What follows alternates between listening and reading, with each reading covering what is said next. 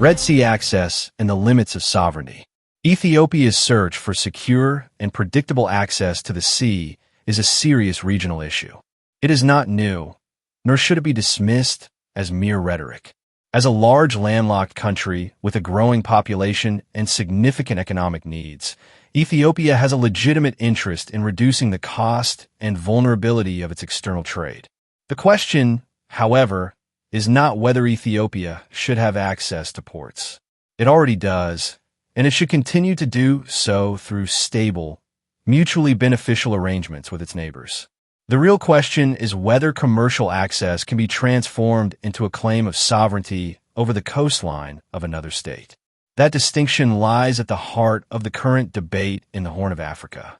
International law recognizes the interests of landlocked states in securing access to and from the sea.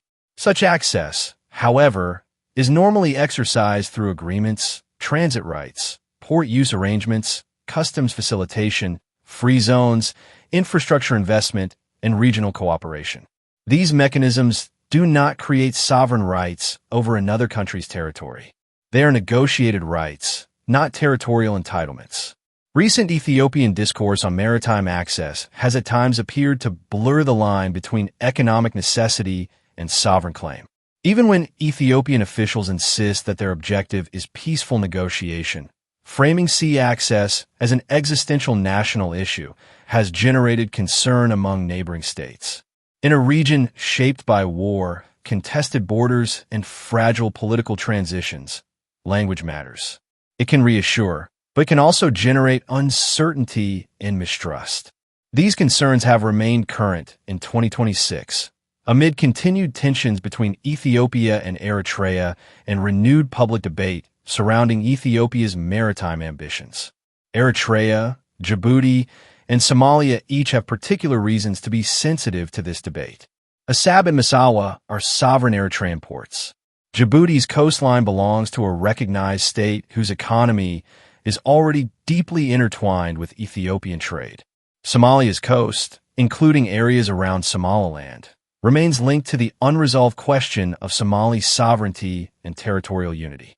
Any discussion of port access in these areas must therefore be handled with legal clarity and political caution. The issue is not whether regional port cooperation is possible. It is both possible and necessary. Ethiopia's trade needs, Eritrea's and Djibouti's port capacities, Somalia's extensive coastline, and the wider Red Sea economy could all form part of a more integrated regional framework. Properly designed, such cooperation could benefit all sides. It could reduce transport costs, generate port revenues, support infrastructure development, and create shared economic interests that lessen the likelihood of conflict. The problem arises when access is framed in language that implies ownership, control, or strategic entitlement. A port agreement is one thing. A claim over sovereign territory is another. A logistics corridor is one thing. Political pressure on a coastal state is another. Investment in port infrastructure is one thing. Invoking geography as a basis for revising borders is another. These distinctions must be preserved if the region is to avoid unnecessary escalation. The African Union's position on borders is especially relevant in this context. Since the early years of African independence, the continent has generally accepted the principle that inherited boundaries should be respected, not because they are perfect, but because reopening them would invite endless conflict. This principle has helped prevent many disputes from escalating into full-scale wars. If economic necessity were allowed to justify territorial revision, the consequences would extend far beyond the Red Sea. Many African states could begin revisiting old grievances, historical claims, or strategic demands. The United Nations Charter also provides a clear framework. Sovereign equality, territorial integrity, non-interference, and the prohibition on the threat or use of force remain the foundational rules governing relations between states. These principles do not prevent negotiation. On the contrary, they create the conditions under which negotiation can take place safely. A coastal state can grant access, lease facilities, establish free zones, or participate in joint infrastructure projects. But such arrangements must be based on consent, not pressure.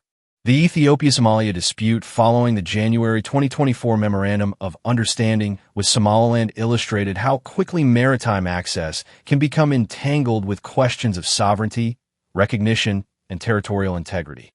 The Ankara Declaration of December 2024 was therefore significant because it reaffirmed respect for sovereignty, unity, independence, and territorial integrity while recognizing the importance of cooperation on access to and from the sea under Somalia's sovereign authority.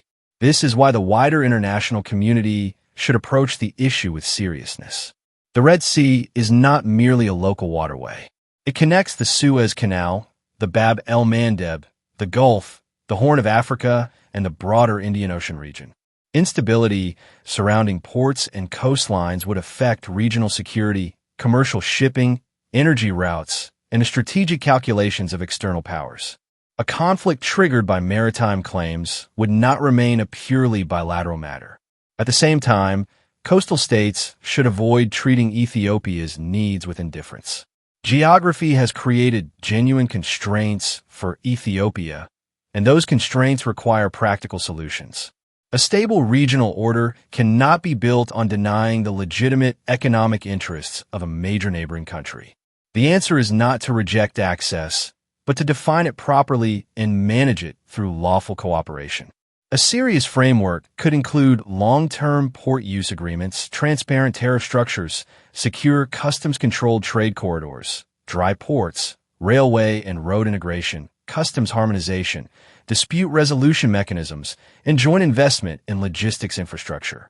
Such arrangements would provide Ethiopia with predictability while preserving the sovereignty of coastal states.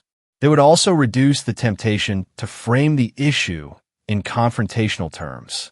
For Eritrea, the matter is particularly sensitive because Assab is frequently mentioned in discussions about Ethiopia's maritime future. Yet Assab is not disputed territory. It is part of Eritrea's recognized sovereign territory. Any future cooperation involving Assab would therefore have to be based on Eritrea's consent and on terms that fully respect Eritrean sovereignty. The same principle applies to Djibouti, Somalia, and any other coastal state in the region. The Horn of Africa needs a shift in both language and policy. The language of historical entitlement should give way to the language of negotiated access. The language of strategic necessity should yield to the language of regional interdependence. The language of pressure should be replaced by the language of law, consent, and mutual benefit. Handled responsibly, Ethiopia's maritime question could become an opportunity for regional economic integration. Handled recklessly, it could become another source of instability in an already fragile region. The outcome will depend on whether the countries of the Horn and the institutions that support them are prepared to distinguish between legitimate access and unacceptable territorial revisionism. The principle should be straightforward. Ethiopia should enjoy reliable access to the sea through lawful and cooperative arrangements. Coastal states should have their sovereignty and territorial integrity fully respected. Regional institutions should encourage practical solutions while rejecting any language or action that implies coercion or border revision. The Red Sea should not become a theater for competing territorial claims. It should instead serve as a foundation for structured cooperation among states that recognize a simple reality. Access can be shared, but sovereignty cannot be imposed.